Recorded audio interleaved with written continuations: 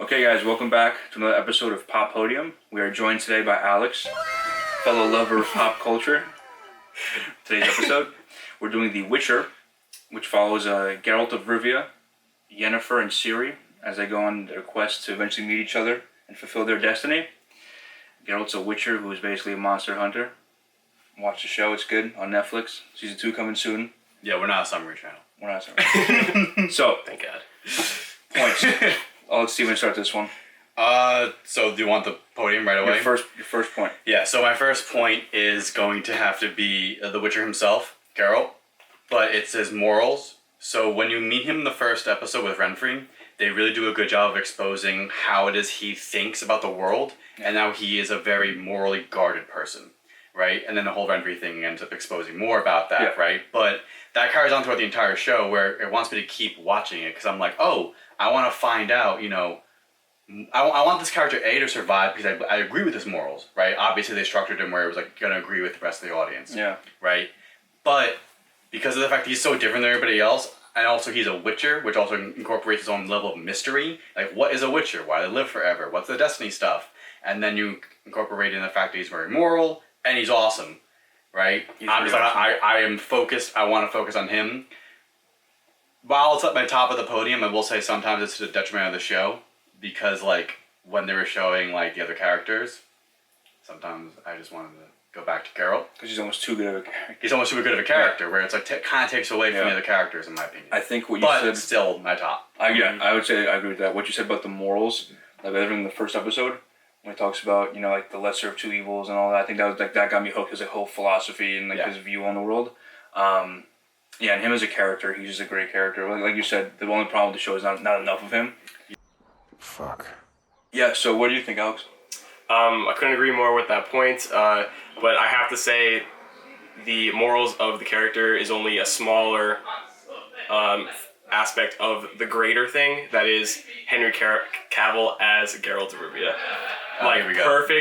Perfect actor for this role. Geralt is for a great brooding man.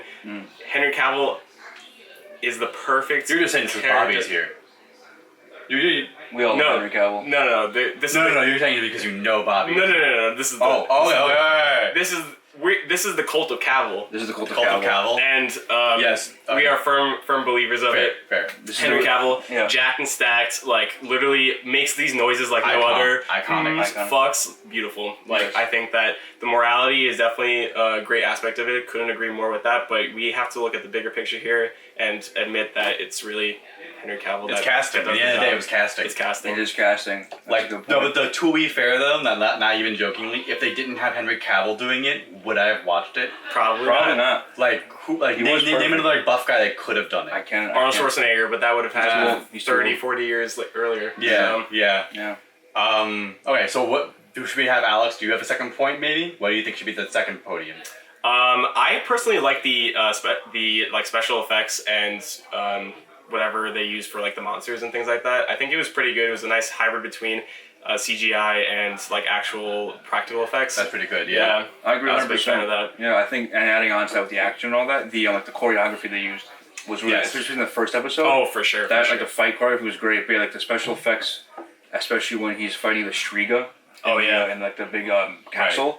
Right. Like it's such a good blend of like you could tell someone's actually there like in some kind of suit, but also special effects. Every now and then she has to jump there, they add CGI, but still it matches. Like the textures match, everything matches, so it looked okay. Yeah, precisely. Yeah. And I know that when they were filming going back to the choreography itself and the fight scenes, they actually used like weighted materials when fighting, especially with the swords, to like add that extra effect. So they really took the time out. They really took the time out to like make it practical and make it make the viewers believe it, and which I thought it was like... That's really cool. No, because it's kind of the thing in Mandalorian where they have the little weighted doll there. Yeah, exactly. It's things that when you think about it shouldn't affect your perception of it, but it does just because that's not really how our brains think. It's like a subconscious kind of thing you notice. Yeah. I agree 100%. That's really cool. All right, so definitely, what would you say? Is it action or is it just special effects? I would put in like effects. And that would include like choreography and like actual special effects. All right. So, who wants to do the third? Who thinks they should have who thinks they think another thing should be the third or something like that? Do you have something special in mind? Not sure. Give us your thoughts. We'll see. So I was thinking, while the first time watching it was really confusing because of the whole time travel switching thing. Yes. Yeah. I feel like as the story progressed, it was what kept me liking Yennefer and Ciri. Right? Yeah. That was what kept me liking, because I was like, oh, how are they tied to the guy I really like? Yeah. And I was like, okay, this is getting more and more interesting. And I think I actually watched a few episodes twice. When I watched, the second time watching it, because I only watched it halfway once, and then we rewatched it. Yeah, that's right, yeah. When I rewatched it the second time, and I was going halfway through, and then the time travel stuff started coming up again, where he is obviously, 20 years earlier or whatever? Yeah, it took a few decades. It was a while. I was like, okay, this is it's getting heady now, and I kind of like it. Okay. It was confusing the first time, but I kind of liked it, actually. The second time around? And it's kind of like one of those things, sometimes some things have an aftertaste. That actually left a good aftertaste after the story was done. I was like, okay, that's really interesting now.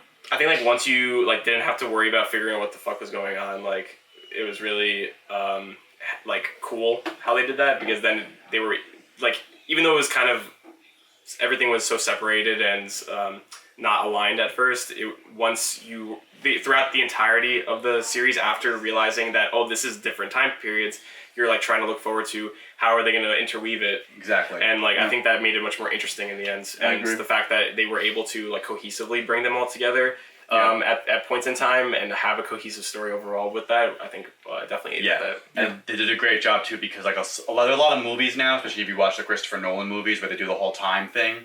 But the issue is for Nolan movies, they're not often able to incorporate destiny into it, because it's not a medieval movie and it doesn't match the vibe. Once you do that though, it does make it better, because it has a higher there's a higher thing going on here. Yeah, the inclusion of destiny in the show, it's not just some word they use. It's a real force. Yeah. It's destiny, you can't escape it. Yeah. So the shattered timelines are forced to come together. Would you guys agree with that then? So would you guys agree? I would agree with that. I think at first, I definitely really hated that part of the show. Once you understand it, you can kind of respect what they're doing. And it's really one way that you could format the show, because of all the time separation. It would have been so confusing. Otherwise, or so disjointed. It would have been, yeah. So the way they did it, it's a respectful feat they did to make that work somehow. Yep, so I agree.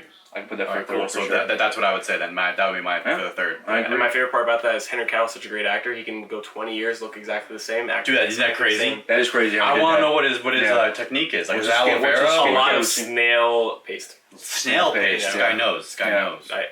Yeah. One criticism I think we can all agree on is not enough actual Witcher in a show called The Witcher. But going back to that. Going back to my what I said earlier with my first point. Yeah. That's the one criticism I definitely have with the show. Once I got over the timeline thing, was just I really wanted more of him. Even just I said to you guys, even if each episode was him just hunting down a various monster, I didn't really need the overarching story. That's a really good point.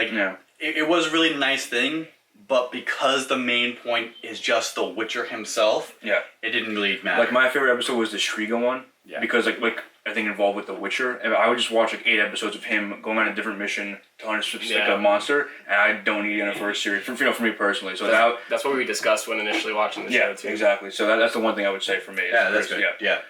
I don't know if I have any criticisms like on that level. Yeah. Probably small, more nitpicking ones. Yeah. Although, only thing I would say though is I'm very upset that Renfrey was only... Shut up.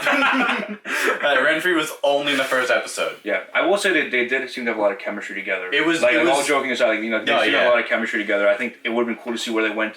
Obviously, there's a lot of lore and stories and books that this show is based on. Right. Which probably followed that. But if it was its own thing, it would have been cool to see him and Renfrey, two very warrior mindset people, going around the world together. It would have been pretty interesting too. Yeah, for sure. Yeah, I agree with that. Him and Renfrey definitely also make more sense than him and Yennefer. Just in my head, at least. They seem to gel together. There was a lot more. Even as actors. Because she had an interesting morality too, and that's why they ended up getting together. In the first episode, yeah. Yeah, that's much more interesting than the reason why him and Yennefer ended up getting together. Two beautiful people. So, it was like, hey, you're hot, I'm hot. Yeah. And it's that wasn't that interesting. Yeah, I agree. Any criticisms other than that? Yeah, not enough nudity or full frontal from Henry Cavill, I would say. Specifically Henry Cavill. Yeah, because there was so much. There was a lot otherwise. There was a lot, but not enough from Henry. They were teasing us the entire show with shirtless. It's just the bathtub scene. The bathtub scene, especially what a cock. You want to do the pose? Christ, the pose. Yeah, so, like it was just Naruto. if only they had more full frontal for Henry Cavill, I think that would have made it a 10 out of 10. That's a fair criticism. So I was happy with the nudity. All right, so that's it from us for today, guys. Tune in next time for our next episode, whatever it ends up being. Yeah. All right. And whether we kidnap Alex again or not. Yeah. You know. Oh, what? All right. Oh, you didn't know? Anyways, bye.